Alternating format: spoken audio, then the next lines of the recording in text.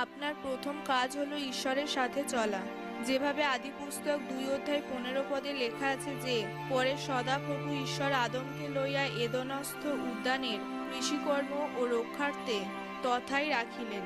প্রিয় ভাই বোন, আপনার প্রথম কাজ হলো ঈশ্বরের সাথে চলা আর ঈশ্বরের সাথে আপনার সহভাগিতাকে বজায় রাখা। আদমের প্রথম কাজ ছিল এদন উদ্যানে থেকে ঈশ্বরের সাথে সহভাগিতাকে বজায় রাখা। একদিন ঈশ্বর আদমকে গভীর নিদ্রায় পাঠিয়ে তার পাঁজরের হাড় বার করে হবাকে সৃষ্টি করেছিলেন আর তাকে আদমকে দিয়েছিলেন।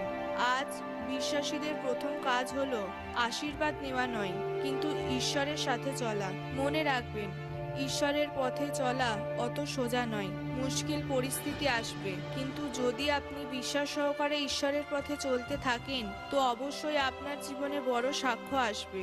যদি বাইবেলে আমরা রুতের বিষয়ে পড়ি তো সেখানে লেখা আছে যে রুতের স্বামী মারা গিয়েছিল আর তার সবকিছু শেষ হয়ে গিয়েছিল, কিন্তু তাও সে তার শাশুড়ি নয়মিকে ছাড়েনি।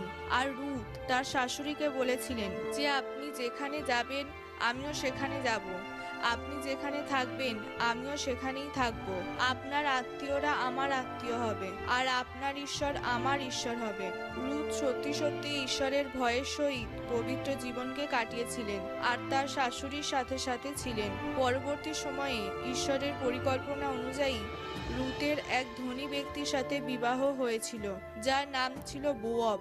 রুথ আর বোয়াবের বংশ ধরেই প্রভু যীশু জন্ম নিয়েছিলেন।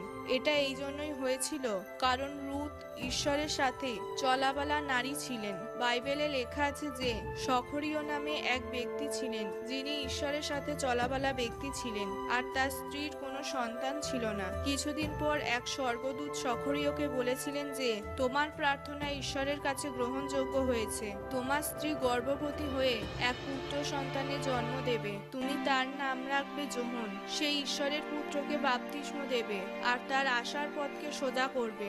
সেই সময় সখরীয় বলতে পারতেন যে এত বছর ধরে আমি তোমার আরাধনা করছি, কিন্তু তুমি কেন আমায় সন্তান দাওনি? কিন্তু সে বিশ্বস্তভাবে ঈশ্বরের পথে চলেছিল আর বড় সাক্ষ্যের সহিত দাঁড়িয়েছিল। তাই প্রিয় ভাই বোন, আপনার প্রথম কাজ হলো ঈশ্বরের পথে চলা।